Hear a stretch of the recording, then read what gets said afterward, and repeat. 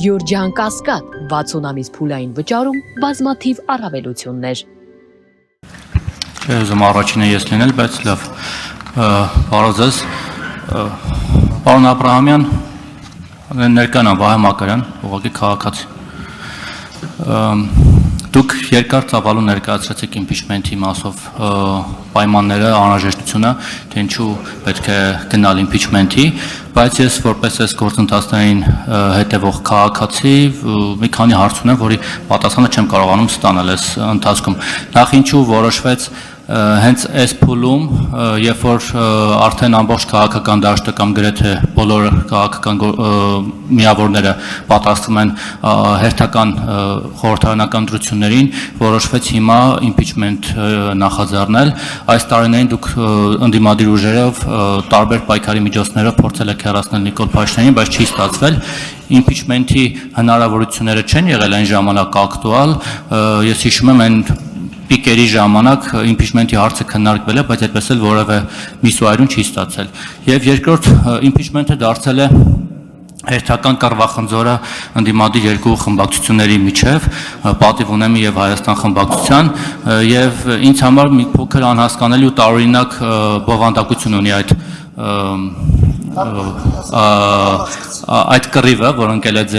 ձեր միջև, մեկ ասում է, մենք Հայաստան խմբակցությունն ասում է, մենք մեր ստորագրությունները դրել ենք մեր թղթի վրա, դուք էլ ասում եք, չեկեք մեր թղթի վրա դնենք։ Հիմա եկեք հենց հիմա կարելի է մի հատ թուղթ վերցնել A4 ֆորմատի, բոլորիդ անուն ազգանունները գրել։ Դրանից ինչ է փոխվում։ Դուք ֆիզիկապես գործնականում տեսնում եք հնարավորություն, որ կարող եք ձեր երկու խմբակցության падգամավորներից բացի այլ անձանց եւս ներգրավել, որպեսզի բավարար քանակությամբ ձայներ լինեն իմպիչմենթի համար։ Ի վերջո, այստեղ թե որ թղթի վրա է դրել ստորագրություն, դա չի էական։ Էականը վերջում արդյունքն է։ Գոնե մի կես ԿՊԱ-կանի համոզել եք կամ հույս ունեք, որ կհամոզեք, որ կգա իր կես ստորագրությունը կդնի այդ թղթի տակ։ Էլ չեմ ասում այն անկախացած падգամավորները, չգիտեմ, Հովիկ Աղազարյանը, Հակոբ Ասլանյանը, Հայաստան դաշինքից գնացած Գեղամ Նազարյանը, որը իդեպ ինձ էլ ասել, որ դեմ է իմպիչմենթին։ Շնորհակալություն։ Ներողություն, պարոն Աբրահամյան, ներողություն եմ խնդրում։ Խնդրում եմ հարցերի տևողությունը սահմանափակել, այն մարդիկ, ովքեր ելույթ ունեն, կարող են գրանցվել ելույթի համար, իսկ հարցերի ժամանակը օգտագործենք հարցերի համար։ Խնդրեմ, պարոն Աբրահամյան։ Ես իհարկե ներողություն եմ խնդրելու, փորձել եմ շատ ավելի հակիրճ պատասխանել, որպեսզի մենք հնարավորություն ունենանք բազմաթիվ մեր ելույթ ունեցող ցանկություն ունեցող մեր գործընկերներին այստեղից արտահայտվելու հնարավորություն տալ։ Ինչը վերաբերում է նրան, թե ինչ է այս փուլում տեղ ունեցել, խորհրդարանական, արտախորհրդարանական ուժերը այս 5 տարիների ընթացքում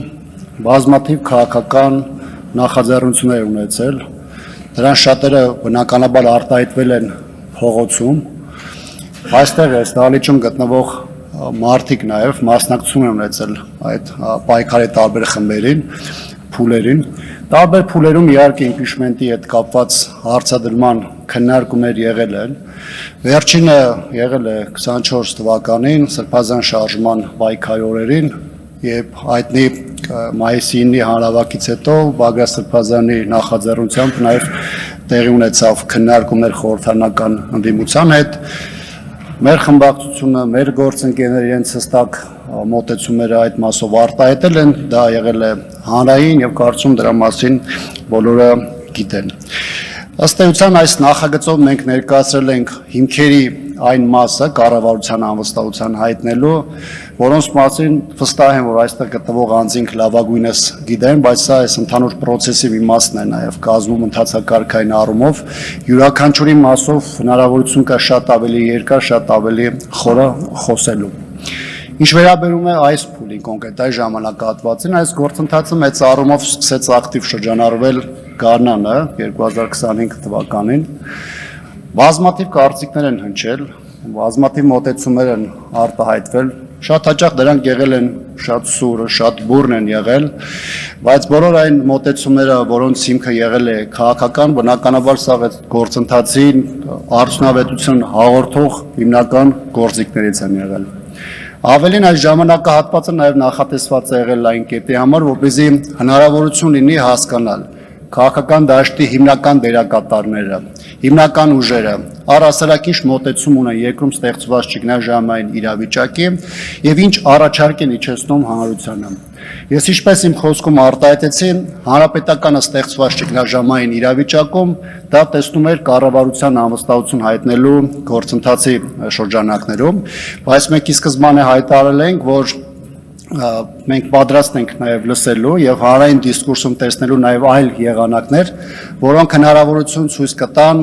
մեզ եւ քաղաքական դաշտին համախմբելու այդ մոտեցման շուրջ եւ այս ամփոփիչ ժամանակահատված այս մի քանի ամիսների եւ հատկապես խտացված առումով վերջին շաբաթների մեզ նաև հնարավորություն են տվել նաև որոշակի եզրահանգումներ անել ընդհանուր իրավիճակից դուրս գալու եղանակների շուրջ։ Այս լսումները նախատեսված է ըստ էության նաև ամփոփելու քաղաքական դաշտի հիմնական դերակատարների նախաձեռնությունների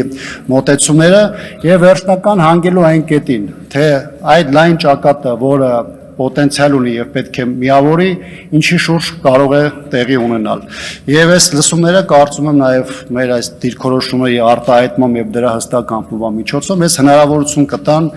շարժվելու այն ճիշտ ճանապարհով, որը մեծ կոնսենսուսային կլինի եւ հնարավորություն կտա դրա շուրջ շատ ավելի մեծ ճակատ ձևավորելու։ Շնորհակալություն։ Պարոն Մակարյան։ Ոչինչ։ Պարոն Աբրահամյան, եք ավելացնել։ Չլսեցի ճիշտ։ Ձայների ամասով ոնց ենք ապահովել։ Գործընթացի արդյունավետությունը կախված է նրանից, թե ինչպիսի ճակատ կձևավորենք, ինչպիսի պոտենցիալ դա կունենա եւ ինչպիսի արդյունավետ ճանապարհով կշարժվենք։ Ճանապարհները հիմնական ուրվագծված են եւ որքան մեծ լինի դրա շուրջ համախմբումը, գործընթացի արդյունավետության երաշխավորվածությունը շատ ավելի մեծ կլինի։